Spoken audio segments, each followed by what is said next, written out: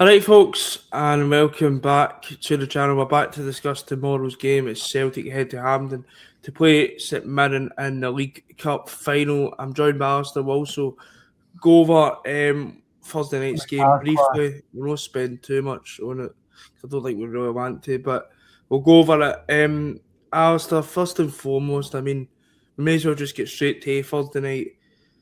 You said that they are an absolute car crash again in European football. And a Roma team that were in 6th, 7th gear and we're passing the ball about at a training session. Yeah, and it wasn't even the strongest team, Josh, let's be honest about it. But what I will say is, can we honestly look and say we're surprised? No, because the players that we've got at our disposal are absolutely... I don't know. I don't want to use the old player argument and thing like that, but the players in that squad at the moment are so off it, it's unreal, man. Attacking wise, we are so powder puff, and that I think no matter who the manager is, would struggle to get any sort of a tune out of the players. We've got a defence who just seem to be conceding stupid goals left, right, and centre. But people who will also put 100% of the blame on the manager, which I just think is absolutely pathetic, to be honest, considering these players have been through 2 other managers and it's not worked. So it tells you something, I think, more than anything. I'm not saying that Wilfred Nancy is blameless and he's not done anything wrong or whatever else. But at the same time, I'm not willing to put 100% of the blame, like some of the Celtic fans are, putting 100% of the blame on him. I just think these players are terrible. I agree, mate, because let's be honest, there's nobody in this squad at the moment you can hang a hat on. And no. To win games, you need to be able to rely on your strikers, and we don't have a strike force. Let's just get to the bottom. Why Josh, we don't. No, we don't. And I think even in bad Celtic teams, you've always maybe got a striker. And I don't know, I've said this for weeks now. You've always got a good striker. Even when Rodgers came back, we weren't great, but we still had maybe players like Abada. O'Reilly was able to bail us out a few times. Palmer was even having his purple patch at that point. You still had players that could maybe bail you out. Kyogo was like scoring decent derby goals that were bailing it out.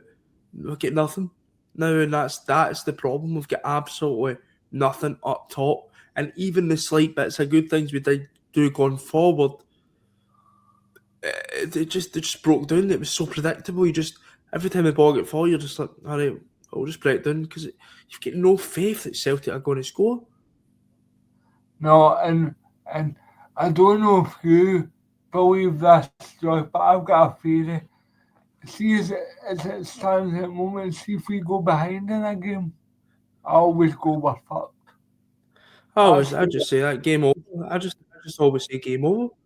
There's no faith. No. And then even when Rodgers was here the first 8 games, we were winning games by the seat of our pants. And I suppose that was for the only good game, 90-minute game we played this season, in my opinion, would be in Rotterdam. Where you could say, we were good today. We were good tonight. So I would even say, not even just under Rodgers, even Martin O'Neill was winning games by the skin of our teeth.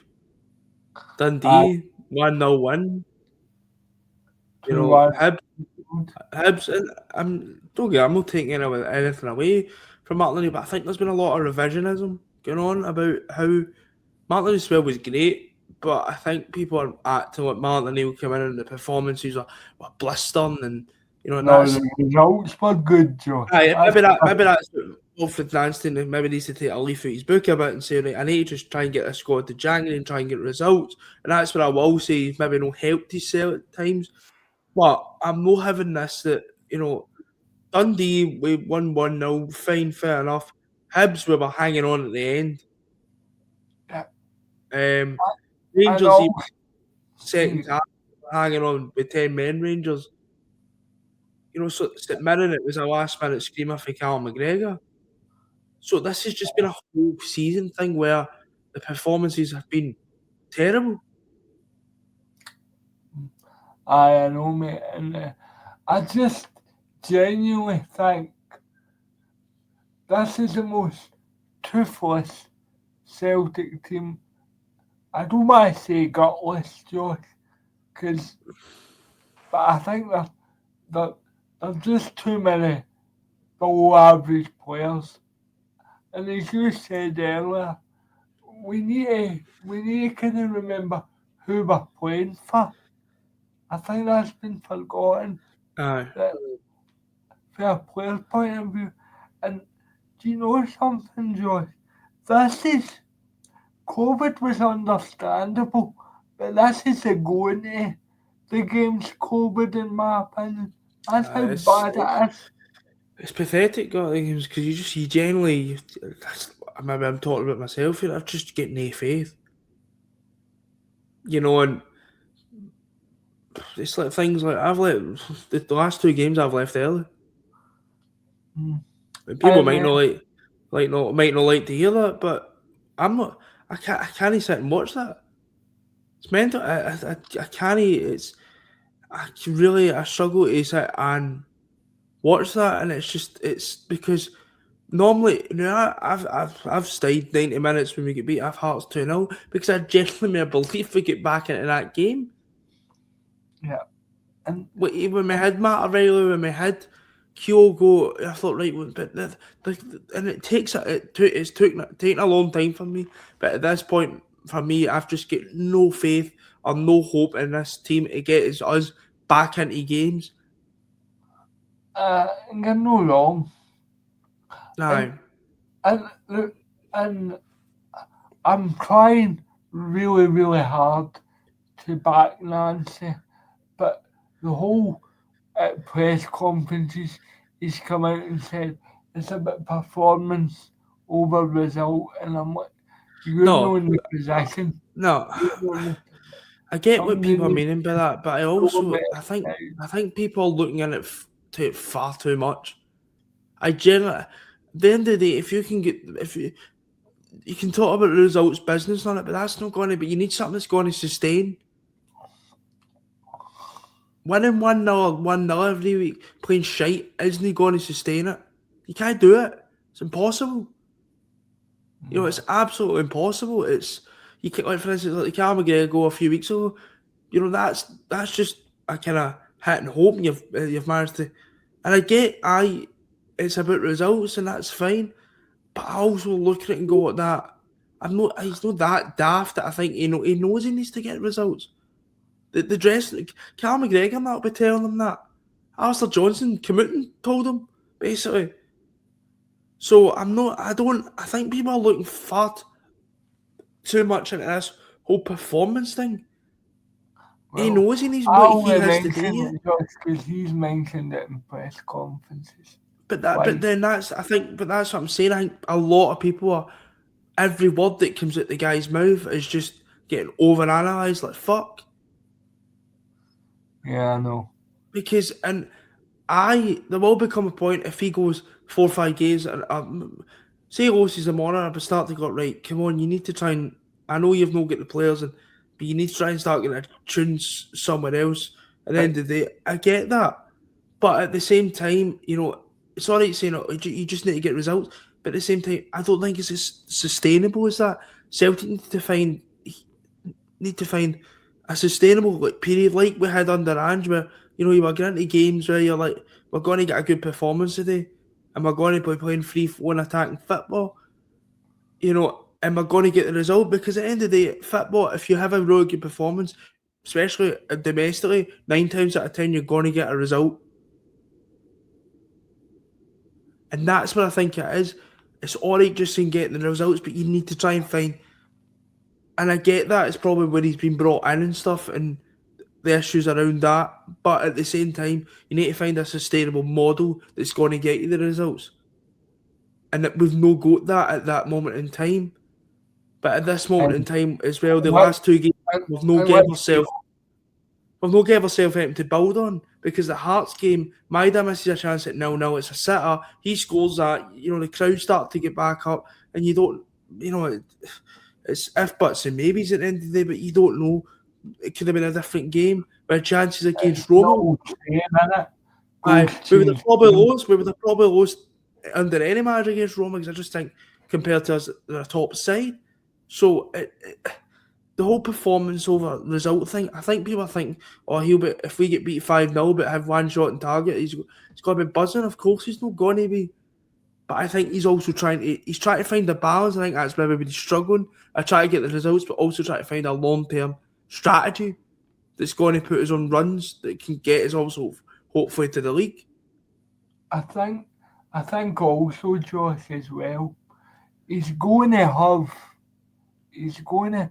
He's dealing with square pegs and round holes at the Aye. minute. Let's be honest, he is. I mean, how many Ray players do you honestly think uh, Nancy actually rates? 1, 2, maybe? Right, Top. so Casper Schmeichel, he's done. Semi-retired. I'd They, play Sin. I'm not going to get into it, Josh. I'd play Sin as Al from now on. I would. That was unacceptable the other night. Kieran 5 Tierney,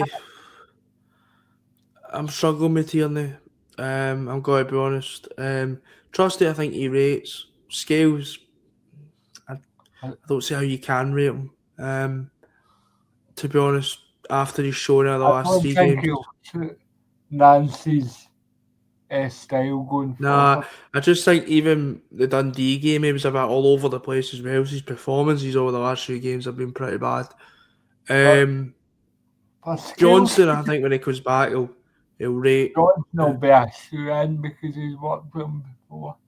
That's Um, not. Alistair Johnson's probably the only asset you get big money for. aye. The midfield, Callum McGregor's the captain, so there's not really much point in having the discussion about that. Hatate's a weird one. I think he might leave in January, so I think we could be looking something there. England, I think there is something there. Maybe that's unpopular, but I do still think there's something there. That kind of, I still think that he's been timed down. Negrin, I'd just be saying, how much can we get for in January? Because, and I like Negrin when we signed him. I thought, do you know, this guy could be decent, and he starts. If you were to look at stats, you're like, I must be doing well. And you're like, Yeah, but well, no, you Palmer watch. starts were good. We all know Aye, how that ended. but you watch him and you like Roma. He was every time they bought, you had no confidence, and that's the thing. There's no confidence that most of these players are going to happen or make something happen. Taneke, another one you've got no confidence in. And I think it's Really affecting him. annoying, Josh. Aye, and it's you I can don't like see it in the to ground. judgments in players, but maybe when he remember his first couple of games, everybody thought we might have want to watch here. It's Lewis Palmer revisited. I think it was everybody thought that because it was Because only. the rest were rotten. Aye, we had one wing. He was only winger that was actually trying to run it, players, and that's how far the bars kind of went, being lowered. Yang, unpopular. I think he could get something out of him. I think you need to play Yang in the left. Isn't it great? We've got all these left wingers, not one in the right. Aye, because I think, unlike Taneki, and this is maybe me falling into the trap that I've just said there about the bar getting lowered, but he tracks back. He will track back. His end product at times wavers at times, but I think he's been okay. He's not been blistering, right? But he's been okay. Can I be Maeda, honest? If you if he hadn't left them all, I wouldn't be disappointed. But at this moment in time, I would be, and I'll tell you why. Because we get nothing else. He's I the know only that, winger that he's the only winger I have got genuine confidence that might do something. And I say might, not and that's he my will, fault, he mate. might. Aye, but that he's the only winger that will try and do something. He's the only winger, so there's a lot more players in that queue before we get rid of him. Yeah, I And agree with and that. I'll tell you, Dyson Maida, thanks for the memories, man. But We'll always be grateful for last season. But he's he's got just no composure. No composure whatsoever. and I hate saying it because I like Maida and he's done us a really good job and obviously tried to get that move in the summer, which never materialised because of the club being idiots. But he's just I've got no faith for him, and I generally I'm trying to take sentiment because I like Maida. He's one of my favourite players because last season, but even before that, pressing machine. But there becomes a point where you go at right. When does sentimentality get put out of this, and you start looking what you're seeing? I know. He's just he's not a centre forward. Said this months ago. Said this in January. He He can't wasn't a hold centre the forward. ball up. Aye, because it's not his game. It's not Dyson Maida's game. But that goes back to kind of shoehorning players into positions, as you said earlier on. That's where we're at. Players like Johnny Kenny, he's not good enough. Well, I what I don't would see say, Watford's. Josh, he shouldn't be first choice. He could maybe get away Should be with my third choice. third choice striker. But however, he shouldn't. He should never be in the position he's in at the moment. Aye, Never should be. Now, you aye, might be right. It might not be good enough. But what I would say, you shouldn't be relying on him. aye. Shouldn't be relying on No, him. definitely. Yeah. But the player, there's just a lot of really poor players in that team, and That's I hope that a lot of great players. I hope they turn that around and prove me wrong, but they won't. And that's just me being. Even if they went a 3-4-5 game unbeaten run, Josh, my issue is the next debacle's just round the corner. You Aye, can no, lose definitely. games, but this has got, I hate saying this, this has got the COVID season written all over it. And I know we could Aye. win a trophy tomorrow, but I just know what I'm seeing. Aye, and obviously the manager. I think he's going to have a look at things and see what he can change. There's not much he can change because of the position he's been put in with the games he's got and stuff. Because our board being the brainiacs that they are decides to put a manager in place when you've got 3 of your biggest games of the season. But anyway, I mean, and expect him to hang me the ideas, but that's them I just know trying to this is shoulder the the blame. hindsight polish, but would you have given Martin O'Neill the final? I think now I would have, yeah. I've been proven wrong by that. I was kind of like, no, you need to get a manager. And I was kind of on the fence. I didn't really know what was going to happen, but There's no a quick answer, is what I would say to yeah, that. I don't think there is. But I think in terms of a safer option, probably aye. But the Celtic board decided to put. I don't know if the Celtic board. I don't know if it's been Nancy or whatever, but I think it's very. They've shouldered the blame again for me. The Celtic board. Yeah, they've For the kind new of used problem. all 3 managers this season. Aye. Excuse. And they put him in an impossible situation with the games because you just knew, like a supporter, it's Glasgow's like in terms of football. Results are kind of the business, and with the three games that he's got, Well, the big games, and obviously he's not been able to hang with it. But I think he does need to change a few things. I think he's trying to learn what he needs to do. But I think it's also hard because he's no goat. that great players at his disposal to do what he wants to do, I think. He kind of needs the more big style. I mean, would it be fair to say, I know this is going to sound really stupid, the more is more about Nancy than it is about the cup, in my opinion, because I think it means at least it would give him a foothold. And I'm not going to say it would take the pressure off him, but it would at least give him, okay, he's done that, he's lost to Roma, then he's expected anything, and he's kind of he's lost to Hearts when we should have been out of sight in the first 25 minutes as well. Aye. But in the final, I think so. And what I would say after the cup final, he's probably got a favourable run of games coming up.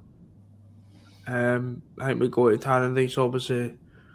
I think it's Aberdeen at home, and then we've got Livingston. Aberdeen at home, and the good news about the Aberdeen at home game is Hearts are playing Rangers with something. So he needs to pick up, and that kind of cut. He needs to pick up, results. Starting them on it. This has to be a kind of thing in the run. Celtic, but as I said, he's not been helped by the Celtic board. He's been put in a firing range without a gun. So the Celtic board who sat there along with Mr. Anti-Establishment as well. Ross Desmond was there. I wonder if he paid for his ticket. Probably not. And then Peter Lawwell was picturing the TV cameras falling asleep. I thought that was a joke because of the Teasdale carry on. No, it was. We've had two high-profile people in our club falling asleep at games. Very good advert. So, and then obviously, I don't know if you've seen the clip online of the guy that was walking underneath the director's box and gave him. I never seen the clip, but I heard about it. He basically says, "This is your fucking fault." You couldn't make out what he was saying, but you could. Well, it wouldn't have took a rocket scientist to watch it. So, you know what? If he's fair fucks to the guy, because honestly, it's. But of course, they'll say it's wrong to shout abuse at people. As long as it's not personal. As long as it's not personal, it's fine. If it's what they're employed to do, if they're not doing it properly, you can shout what you want. You're paying customers as long as it's not personal. And I highly doubt it was personal. So, I would ask the Celtic board one question: if season ticket renewals were out tomorrow, how many do you think would renew with the way you've treated people? Should conduct that survey that takes them about a year to conduct a survey. Remember, we waited a bit. Waited a year for the fan survey, so they maybe should conduct that one next time, see what they get. But obviously, going back on the kind of Mirren game, the team Alistair, I think he's got to basically pick the same team apart from one player. I think he'll play any actually. I'm the same. I think he could replace Nigren as well. You have to. I'd play Bernardo, give him a chance.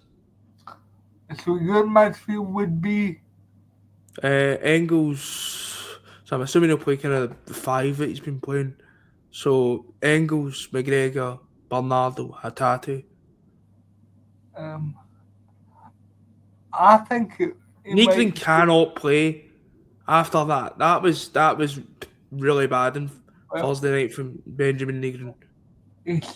That Wolf and Nancy said after the game he took them off to rest them for Sunday.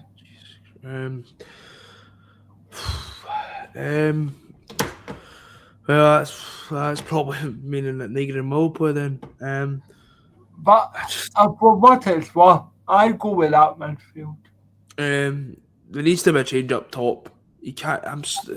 You need And I hate saying see. this about Maeda because the guy's done so much for the club, but I'd it's play just Maeda where Taneke plays.